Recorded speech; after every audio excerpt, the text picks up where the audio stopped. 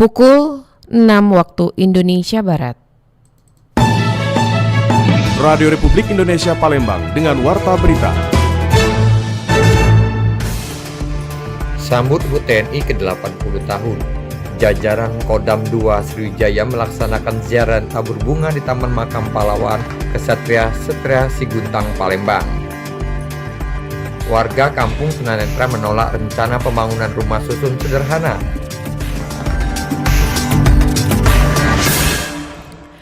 Selamat pagi, Anda sedang mendengarkan Warta Berita Radio Republik Indonesia Palembang. Selain informasi tadi, sejumlah informasi lain juga akan kami hadirkan untuk edisi hari ini, Sabtu 3 Oktober 2025. Bersama saya Dela Wawi, inilah Warta Berita selengkapnya.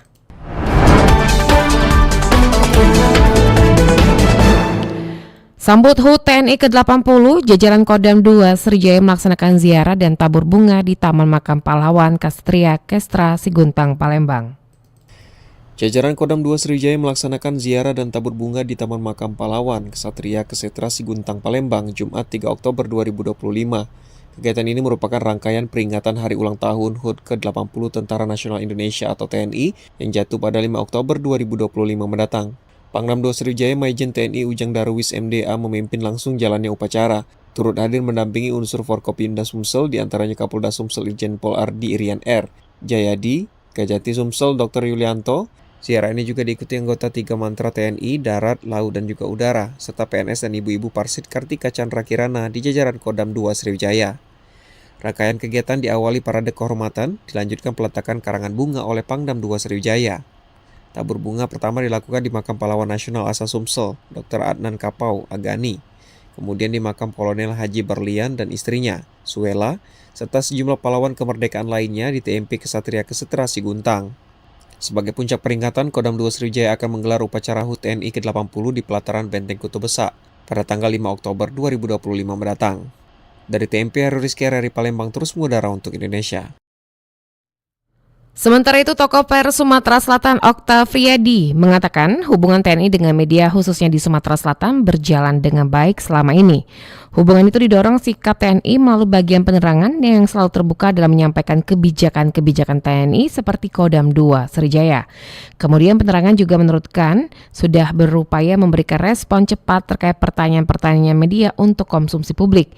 Meskipun respon itu masih menjadi kendala bagi beberapa media yang membutuhkan jawaban cepat, lugas, dan lebih transparan karena tuntunan konsumsi publik. Seperti kita ketahui kasus judi ayam di Lampung yang mengakibatkan 3 orang polisi meninggal dunia. Karena Lampung menjadi bagian teritorial Kodam 2 Sriwijaya, sehingga yang mengerjakan berita tersebut wartawan-wartawan nasional maupun media lokal yang bertugas di Palembang. Sebagai saya Okta Friyadi sebagai tokoh, mau dibilang tokoh pers Sumsel, pertama saya melihat umur TNI yang sudah sangat panjang ini, mereka sudah sangat terbuka terhadap pers. Berapa tahun lalu malah mereka mendapat yang namanya penghargaan dari Dewan Pers ya.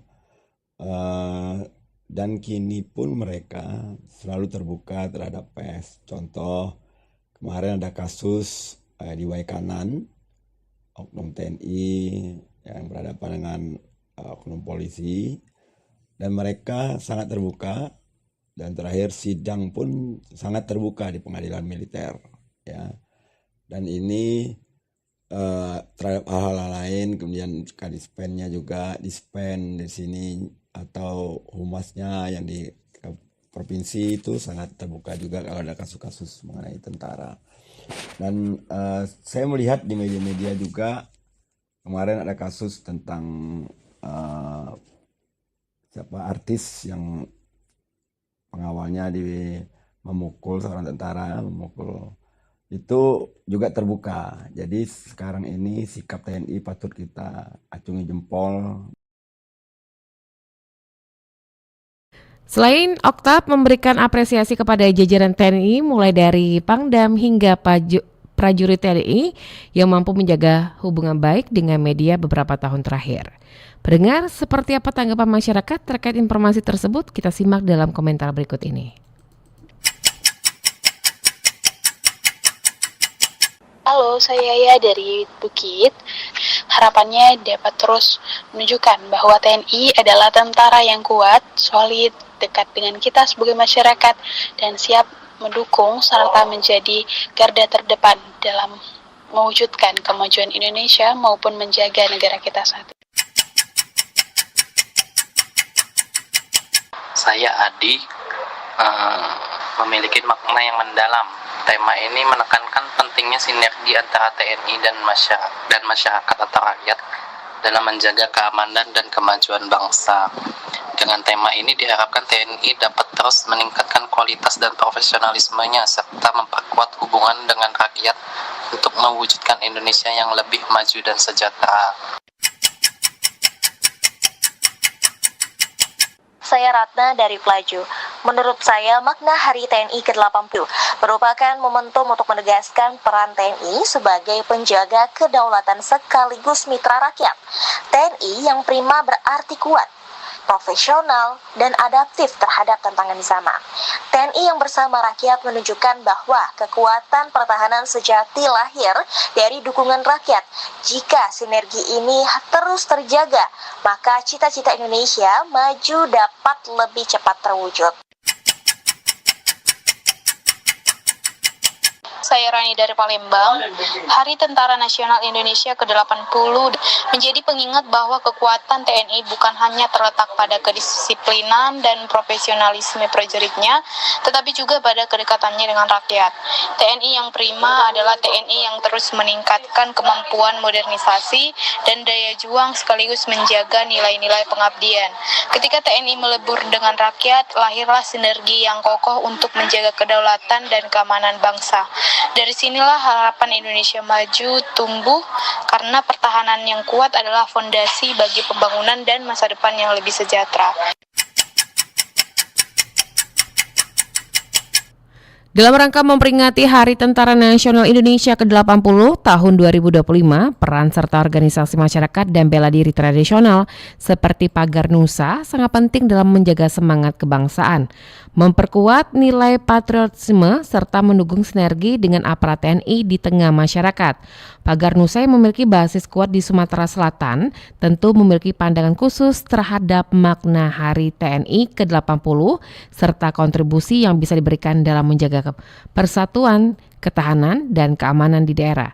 Berikut wawancara singkat reporter RRI Palembang bersama Dewan Pembina Pagar Nusa Sumatera Selatan, Emi Sumirta. Bung Emi, sebagai Dewan Pembina Pagar Nusa Sumatera Selatan, dalam rangka HUT TNI ke-80 ini, Bung, terkait makna dari TNI, Hari TNI ke-80 ini bagi generasi muda, kalau menurut Bung Emi sendiri seperti apa? Iya, sebelum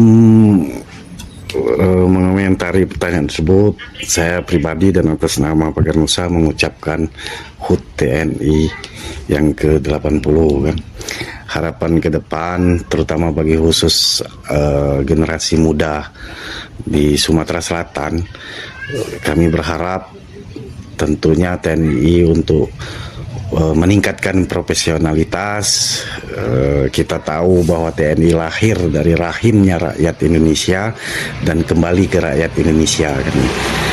Hal-hal mengenai tupoksi dari TNI itu sendiri untuk lebih humanis dan menyatu kepada masyarakat, yang kita tahu banyak saat ini dan akhir-akhir ini peranan TNI itu di luar dari tupoksi TNI itu sendiri, seperti mengawal kebijakan-kebijakan pemerintah, sehingga ketika terjadi sesuatu hal tidak ada momok atau ketakutan dari warga atau masyarakat dalam menyampaikan kritik dan saran untuk perbaikan, karena tidak menutup kemungkinan kebijakan-kebijakan yang bagus yang ditetapkan oleh pemerintah secara implementasi di masyarakat ada penyimpangan-penyimpangan yang dilakukan oleh oknum-oknum yang tidak bertanggung jawab. Dan karena sebagian itu ada yang dikawal oleh TNI, sehingga tidak menimbulkan rasa ketakutan dari masyarakat untuk memberikan saran dan kritik yang sifatnya membangun. Oke, kembali lagi. Menurut KMI sendiri, bagaimana generasi muda ini, khususnya di Sumatera Selatan, dalam memaknai HUT TNI yang 80 ini? Iya, untuk TNI secara umum menurut pandangan kami dari semenjak lahir sampai detik ini masyarakat terutama generasi muda menjadi sosok atau lembaga panutan bagi generasi muda sebagai barisan atau institusi untuk menjaga NKRI. Dan ketika terjadi suatu hal yang dilakukan oleh oknum-oknum, kami harap TNI cepat tanggap dan segera menindaklanjuti sehingga kepercayaan masyarakat tetap bersama TNI. Slogan yang disampaikan oleh Panglima TNI tentang TNI adalah masyarakat dan masyarakat adalah bagian dari kontrol sosial untuk kebaikan TNI itu sendiri. Bung Emi, sejauh ini untuk Pagar Nusa Sumsel sendiri, bagaimana sinerginya dengan TNI dalam membangun semangat bela negara di tengah masyarakat? Sangat bagus di lapangan di setiap daerah, mulai dari lapisan di tingkat paling bawah yaitu kelas PAC, bahkan di tingkat ranting.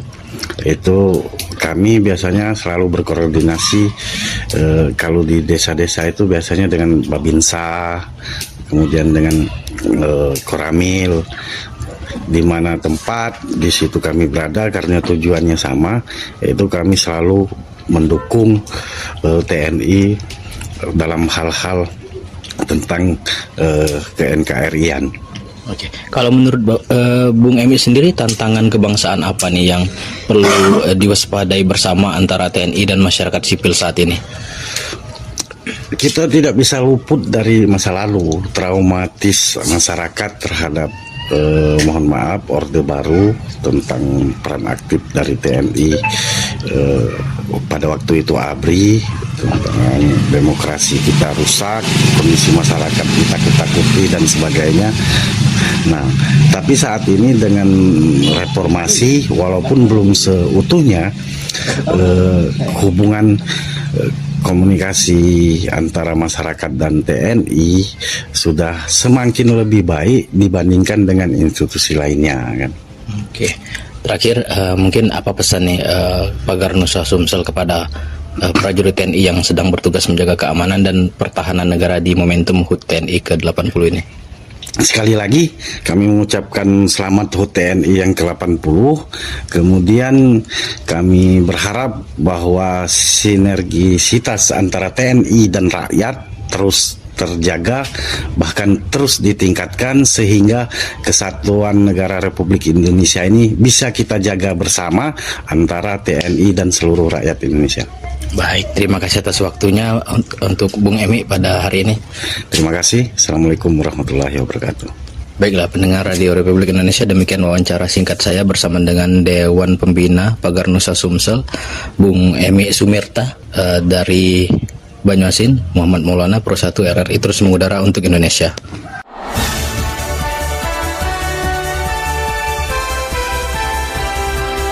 Warta Berita Radio Republik Indonesia Palembang.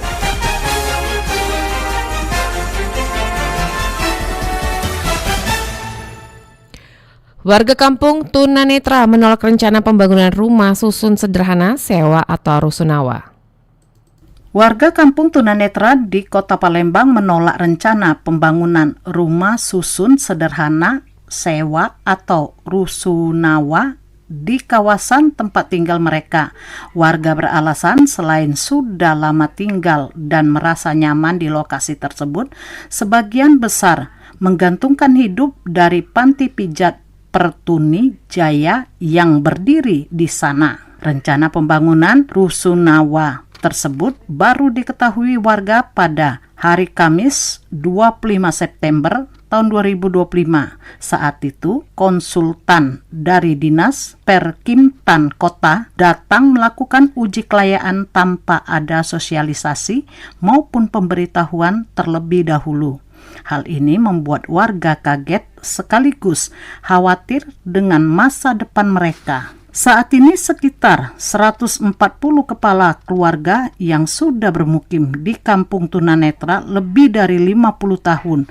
Bahkan banyak di antara mereka merupakan generasi kedua dan ketiga. Mayoritas warga penyandang tunanetra bekerja sebagai tukang pijat di klinik Pertuni Jaya yang menjadi sumber penghasilan utama keluarga mereka. Ketua RT 30 Kelurahan 8 Ilir, Nuryadi, mengatakan warganya sudah sepakat menolak pembangunan tersebut. Menurutnya, jika warga harus dipindahkan, maka mereka akan kehilangan mata pencarian karena pekerjaan mereka sangat bergantung pada panti pijat di lokasi tersebut. Tidak ada sama sekali sosialisasi baik pemberitahuan secara lisan maupun secara resmi atau tulisan berupa surat. Jadi tiba-tiba langsung uji kelayakan. Tiba-tiba lewat telepon hari itu juga mau datang uji kelayakan.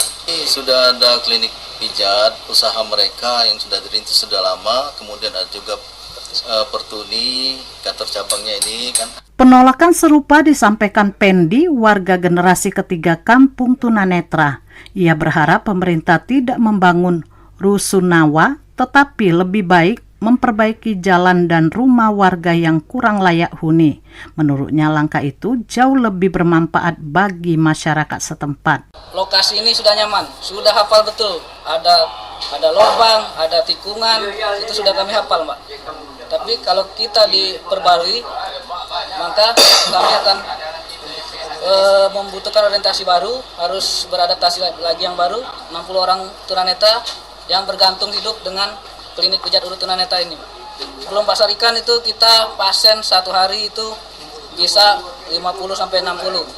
Sedangkan sekarang 20, kadang kemarin pernah 9 pasien hanya.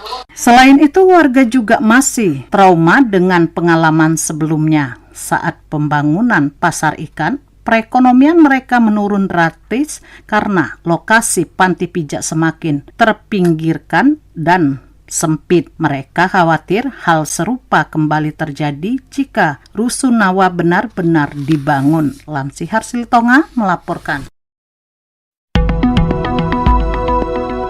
Informasi tadi mengakhiri Warta Berita pagi ini. Sebelum berpisah kami sampaikan kembali topik berita aktual pagi ini. Di antaranya, sambut HUT TNI ke-80 tahun, jajaran Kodam 2 Sriwijaya melaksanakan ziarah dan tabur bunga di Taman Makam Pahlawan Ksatria Setra Siguntang, Palembang. Warga Kampung Tunanetra menolak rencana pembangunan rumah susun sederhana, sewa atau rusunawa. Informasi lainnya dapat Anda akses melalui website kami di rri.co.id. Mewakili kerabat kerja yang bertugas, saya Dela Wawi mengucapkan terima kasih atas perhatian Anda. Selamat pagi dan sampai jumpa. RRI terus mengudara untuk Indonesia.